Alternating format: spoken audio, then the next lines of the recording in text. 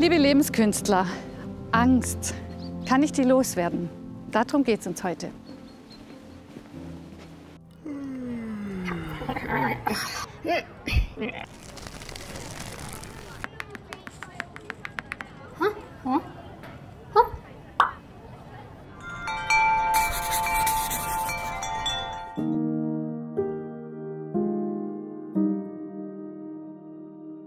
Wir leben in einem Zeitalter der Ängste und der überdrehten Schnelligkeit.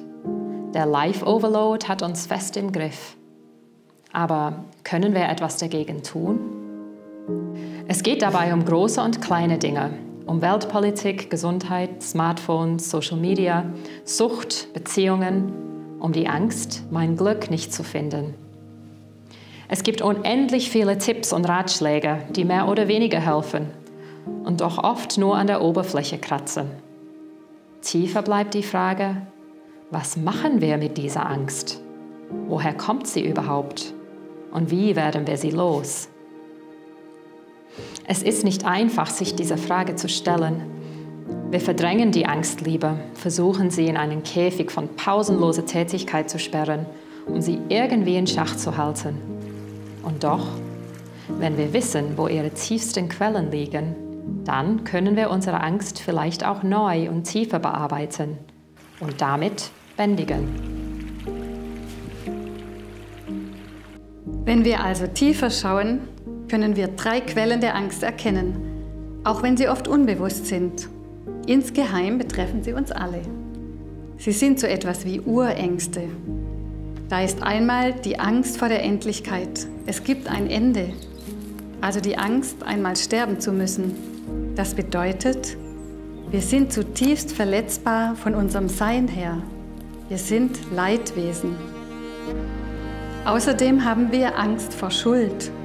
Wir wollen niemandem etwas schuldig sein. Letztlich ist es sogar die Angst vor der Schuld unseres Daseins überhaupt. Allein weil wir da sind, nehmen wir ja Raum ein und verdrängen anderes. Um zu existieren, brauchen wir Ressourcen, die dann irgendwo anders fehlen. Denken wir an den Klimaschutz und die damit verbundenen Fragen. Und wir haben Angst vor den Göttern, vor einer Kraft, einer Energie, die unberechenbar ist, größer als wir selber, auf die wir keinen Einfluss haben, der wir ausgeliefert sind. Es geht bei dem Thema Angst also um tiefe anthropologische Einsichten, die auch von der Philosophie immer wieder aufgegriffen werden. Karl Jaspers nennt Angst die Unaufgehobenheit des Menschen. Pestalozzi sagt, der Mensch habe kein Nest mehr. Und Heidegger spricht von der Geworfenheit des Menschen.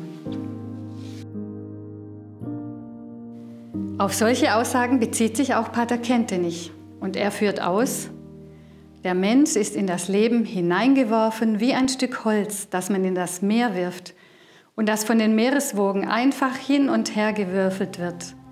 Weil der Mensch geworfen ist, ist seine Grundbefindlichkeit die Angst.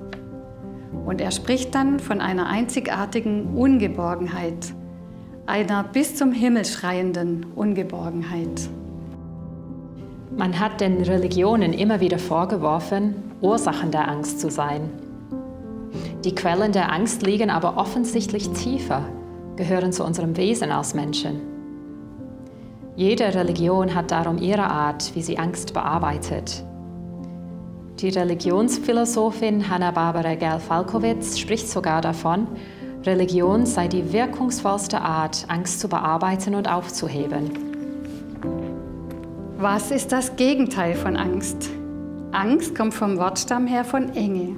Das heißt, das Gegenteil von Angst ist Weite. In einer seelischen Haltung heißt das Vertrauen. Vertrauen, durchatmen, öffnen. Zum Wortfeld von Vertrauen gehört sich trauen. Das heißt, der Wirklichkeit gegenüber sich vorwagen. Ein schöpferischer Akt, weil es in Kraft setzt, worauf es vertraut.